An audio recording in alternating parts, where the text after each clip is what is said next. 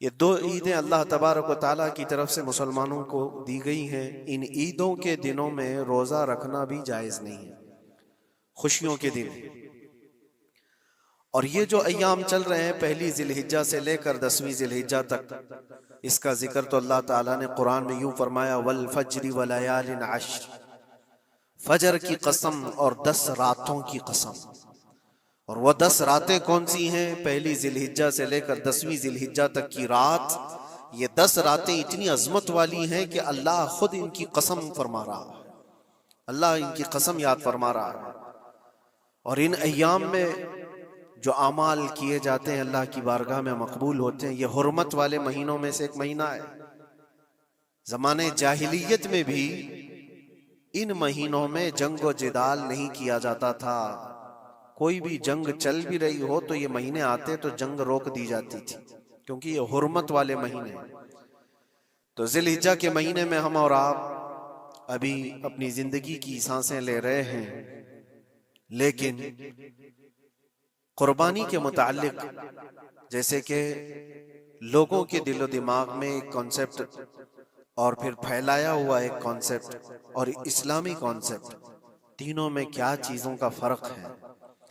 इस्लाम कौन सी कुर्बानी चाहता है, लोगों ने क्या प्रोपेगेंडा फैलाया है, और अवाम के जहन में क्या बैठा हुआ है, तीनों को हम थोड़ा सरसरी नजर से देखते हैं। सबसे पहली चीज तो ये है, इस्लाम जिस कुर्बानी की बात कर रहा है, कुरान में अल्लाह फरमाता है, लन यनालल्लाह लुहुमुहा वला दिमाउहा, न तुम्हारा गोश्त न तुम्हारा बहाया हुआ खून अल्लाह तक पहुंचता है, वलाकिन यनालुहु तक़वा मिनकुम, बल्कि उसके पीछे जो तुम्हारा तक़वा है वो अल्लाह तक पहुंचता है। तुम्हारी नीयत देखी जा रही है, तुम्हारा इखलास देखा जा रहा है। इसीलिए कहा गया कोई गोश्त खाने की नीयत से कुर्बानी करता है तो उसकी कुर्बानी होगी ही नहीं। गोश्त की नीयत से अगर किसी ने कुर्बानी किया उसकी कुर्बानी ही नहीं है। या फिर अगर ज़बह करने के बाद बेचने की नीयत किया गोश्त में से कुछ हिस्सा, वो तिजारत की नीयत किया हुआ है, तब भी उसकी कुर्बानी नहीं है।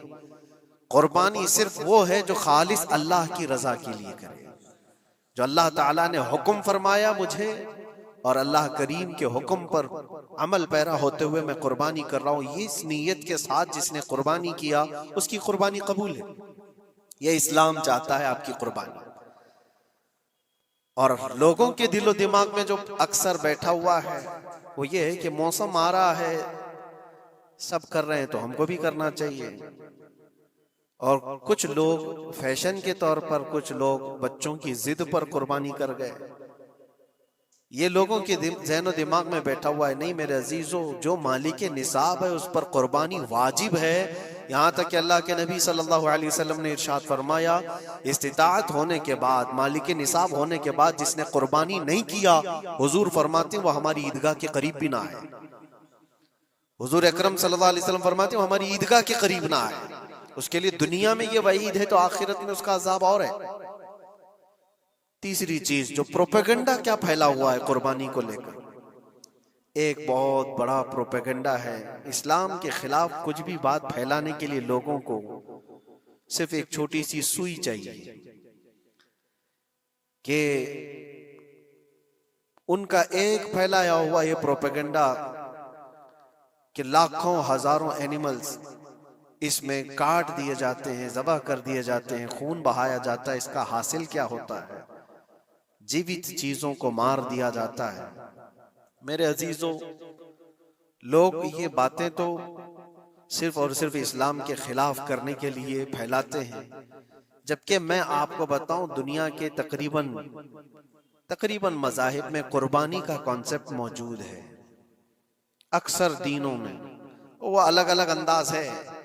कहीं बलि चढ़ाना हो गया है, कहीं देवता को कुछ पेश करना हो गया है। कुर्बानी का कई जगहों पर यह कॉन्सेप्ट मौजूद है, लेकिन कोई अपने गरेबान में झांकता थोड़ी ना, दूसरे के घर में झांकने की आदत ज्यादा होती।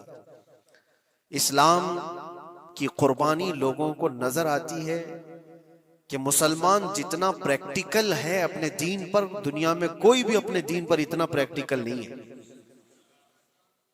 कोई भी अपने दीन पर इस तरह पाबंदी से अमल करने वाला मिलता नहीं। जलन इसी बात की तो है कि कोई पोस्टर नहीं लगाते, कोई ऐलान नहीं करते और जुमा में पूरी सफे इनकी भरी नजर आती।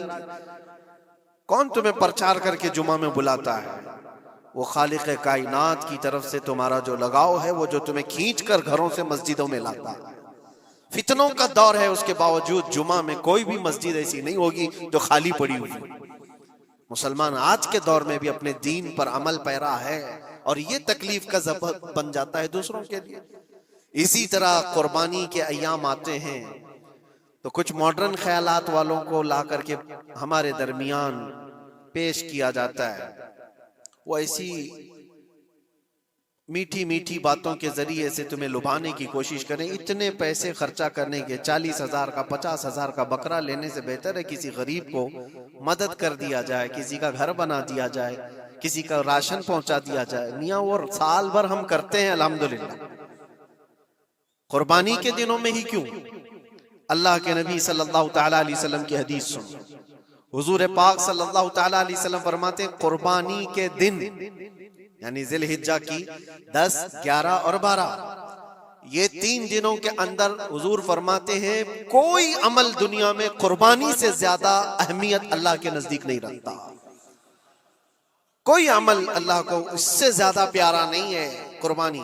और एक बात मैं आपको बताऊं, लोग हमें जालिम की शक्ल में पेश करते हैं कि काट देते हैं, ज़बह कर देते हैं। हम अपनी मर्जी से अगर काटें, अपनी ख्वाहिश के लिए काटें तो हराम है, और जिसने खुद जान डाला है उसके हुक्म पर काटे तो ये हराम नहीं है, ये उसके हुक्म की फरमाबरदारी है। एक बात याद रखो, जानवर तो ये बकरा हो, भैंस हो, ऊंट हो, जिनकी कुर्बानियां होती हैं ये अलग। जो मछली खाते हैं उसमें भी अगर कोई इंटरटेनमेंट के लिए शिकार करता है कि अपनी तफरीह कल्ब के लिए, तो उस मछली का शिकार करना भी हराम है। हाँ, खाने की नीयत है, तिजारत की नीयत है, तो मकसद के तहत अगर मछली पकड़ रहा है तो उसके लिए जायज है। इस्लाम यूं ही किसी चीज की जान लेना और खून बहाने का हुक्म नहीं देता। अल्लाह तबारक व तआला का हुक्म है और उसने कायनात को जिस अंदाज से बनाया है, इन जानवरों को अल्लाह ताला ने हमारे खाने के लिए बनाया है, जिसकी वजह से ये कुर्बान किए जाते हैं। और अगर मैं कहता हूं सारे जानवरों की कुर्बानी बंद करके देख लो, फिर जानवर ही रहेंगे, तुम्हारा रहना मुश्किल हो जाएगा। इस्लाम की ये कुर्बानियां तो साल में एक मर्तबा होती है ना, जो एक दिन की जाती है, 10वीं जिलहिज्जा से 12वीं को। अगर नौजवानों में एक दावत देता हूं, जाओ, आज तो AI का जमाना है, कुछ भी पूछो तो ला करके तुम्हारे सामने रख देगा सारा डेटा। जरा ये भी डेटा निकाल करके देख लो कि साल भर में KFC में कितनी चिकन ज़बह होते हैं पूरी दुनिया भर में पर डे। मैकडोनल्ड सिर्फ चिकन ही नहीं बेचता, गाय का गोश्त भी बेचता है पूरी दुनिया भर में, जिसको यहाँ पर भी बहुत सीने से लगा करके रखे गए हैं। पूरी दुनिया भर में उनका इस्तेकबाल है, क्योंकि अमेरिकन कंपनियां हैं, बाप दादा की कंपनियां हैं, इनको कोई आंख नहीं दिखा सकता।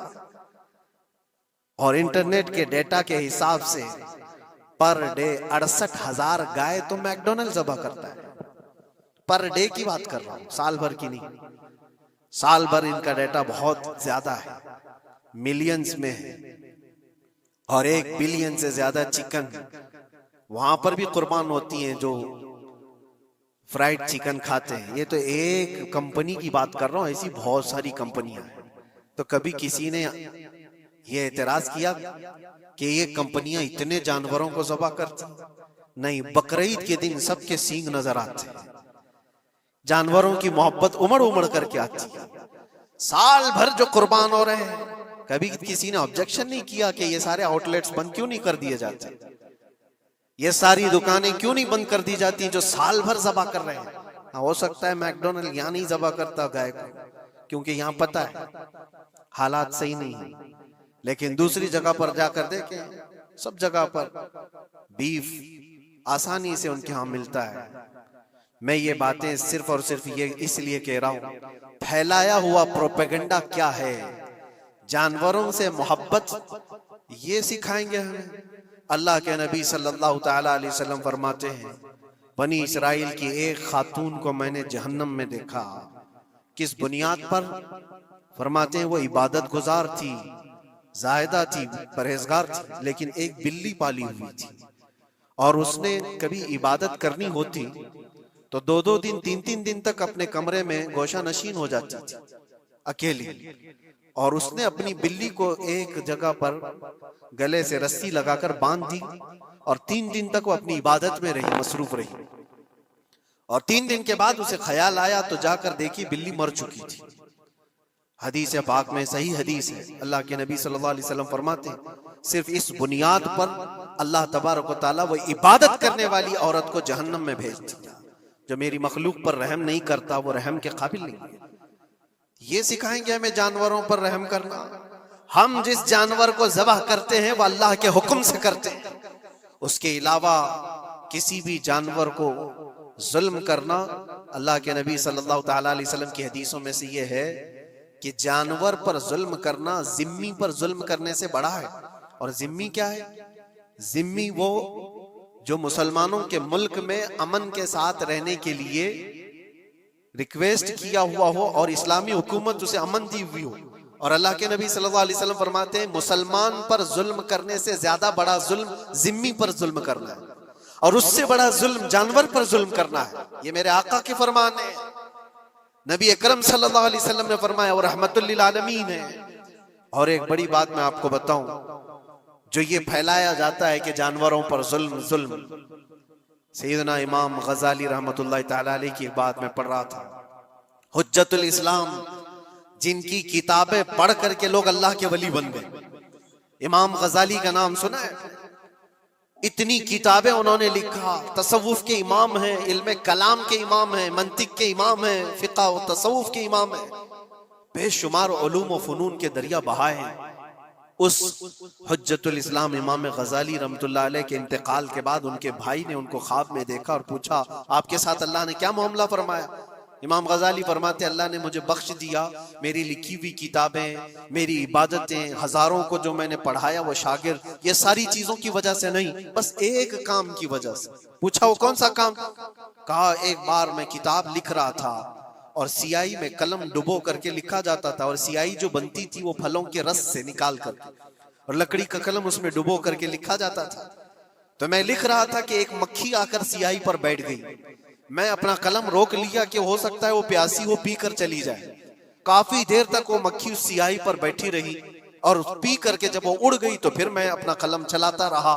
ये बात तो जिंदगी में आई और गई, मैंने तो इसको छोटा समझा था, लेकिन मेरी मौत के बाद रब तबारक व तआला ने मुझे उठाकर फरमाया, जिसने मेरी छोटी मखलूक पर रहम किया, बस इस नेकी की बुनियाद पर मैं तुझे जन्नत अता करता हूं। एक जानवर पर रहम करने की बुनियाद पर, एक जानवर पर रहम करने की बुनियाद पर। और हदीस पाक में, सही हदीस पाक में ये भी है, एक तवाइफ थी जिसने मरते हुए कुत्ते को बचाया था पानी पिलाकर, और उस बुनियाद पर उसकी बख्शिश हो गई। तवाइफ थी और रहम किया जानवर पर तो उसकी बख्शिश हो गई। मैं इस्लाम की वो चीजें तुम्हें बता रहा हूं जो दुनिया तुम्हारे सामने ये चीजें लाने से आजीज है और कासिर है। यहां तक कि अल्लाह के नबी सल्लल्लाहु ताला अलैहि वसल्लम ने फरमाया, जानवर पर अगर तुमने जुल्म किया है तो जिस तरह से जुल्म करोगे क़यामत के दिन ये अपने सींगों के साथ, अपने खुरों के साथ उठेगा और उसी तरह से उसका बदला भी दिलाया जाएगा। वो तुम्हें मारेगा क़यामत के दिन और बदला लेगा। ये भी हदीस पाक में। जानवर पर हमें उसके चेहरे पर मारने का हुक्म नहीं है, उसको उसकी ताकत से ज्यादा बोझ डालने का हुक्म नहीं है। अल्लाह के नबी सल्लल्लाहु ताला अलैहि वसल्लम के पास एक सहाबी आए, ऊंट पालते थे। कहा एक ऊंट बहुत सरकश हो गया है, और जब ऊंट सरकश हो जाता है ना, किसी की खोपड़ी खींच लेता है। हाँ, वो उसी वक्त सर को पकड़ लिया तो आदमी वहीं खत्म हो जाए। वो किसी के काबू में नहीं आ रहा था, हुजूर के पास आए। रसूल पाक सल्लल्लाहु अलैहि वसल्लम ने फरमाया, चलो मैं चलता हूँ, देखता हूँ। सहाबा कहते हैं, हुजूर जब चलने लगे तो हमें खौफ हुआ, डर हुआ कि ये ऊंट बिदक गया है, सरकश है, कहीं कुछ नुकसान ना पहुंचाए। और तन्हा मेरे मुस्तफा सल्लल्लाहु अलैहि वसल्लम आगे बढ़ते चले गए। सहाबा कहते हैं, हमें डर लग रहा था, लेकिन मेरे अजीजों वो रहमतुल लिल आलमीन है, सबकी रहमत बनकर आए। नबी पाक सल्लल्लाहु ताला अलैहि वसल्लम जब करीब गए तो ऊंट कोई सरकशी नहीं किया, कुछ नहीं। हुजूर पाक सल्लल्लाहु ताला अलैहि वसल्लम के चेहरे के पास अपना मुंह करता है और अपनी जुबान को चपड़ चपड़ चपड़ करते हुए अपनी जुबान हिला रहा है, और हुजूर पाक सल्लल्लाहु ताला अलैहि वसल्लम ऐसे सुनते जा रहे हैं जैसे किसी दानिश्वर की बात सुन रहे हैं। फिर नबी पाक सल्लल्लाहु अलैहि वसल्लम ऊंट के मालिक की तरफ मुतवज्जे हुए और कहा, यह ऊंट तेरी शिकायत कर रहा है, ये ऊंट तेरी शिकायत कर रहा है। ये सरकश इसलिए हुआ कि तू इसकी ताकत से ज्यादा बोझ इस पर डालता है और खाना इसको कम दिया करता है। क्या ये बात सही है? वो जो बद्दू थे, जो ऊंट के मालिक थे, उन्होंने चेहरा झुका लिया और कहा, वादा करता हूं हुजूर पाक सल्लल्लाहु अलैहि वसल्लम से कि उससे ज्यादा, उसकी ताकत से ज्यादा बोझ नहीं डालूंगा और उसका चारा, उसके खाने का इंतजाम रोजाना किया करूंगा। नबी पाक सल्लल्लाहु अलैहि वसल्लम ने उस ऊंट की रस्सी पकड़ी और मालिक को दे दिया। फिर वो ऊंट उसी तरह ताबेदार होकर निकल पड़ा। ये इस्लाम में मेरे आका सल्लल्लाहु ताला अलैहि वसल्लम का अदल तो देखो, उनकी ताकत से ज्यादा का बोझ डालने का हुक्म नहीं है। और दुनिया ये प्रोपेगेंडा फैलाई हुई है कि यहाँ जानवरों को काटा जाता है। जो ज़िबाह करने का हुक्म है वो अल्लाह के हुक्म से। मेरे रब तबारक व ताला ने खुद जान डाली, हमारी जान का भी वही मालिक है, जानवरों के जान का भी वही मालिक। अगर अल्लाह का हुक्म ना होता तो हमें चूंटी मारने की भी इजाजत नहीं, अल्लाह का हुक्म ना होता तो हमें किसी को भी कुर्बानी करने की इजाजत नहीं होती। ये रब तबारक व ताला का हुक्म है, तो जाहिर सी बात है हम अल्लाह के बंदे हैं। रब तबारक व ताला जानवरों की कुर्बानी का हुक्म दिया, इसलिए हर साल बकरीद में मुसलमान कुर्बानी करते हैं। अगर अल्लाह चाहे तो अपने बेटों की कुर्बानी का भी हुक्म दे दे, और दिया है रब ताला ने, और वो भी करके दिखाया सैयदना इब्राहिम अलैहिस्सलाम।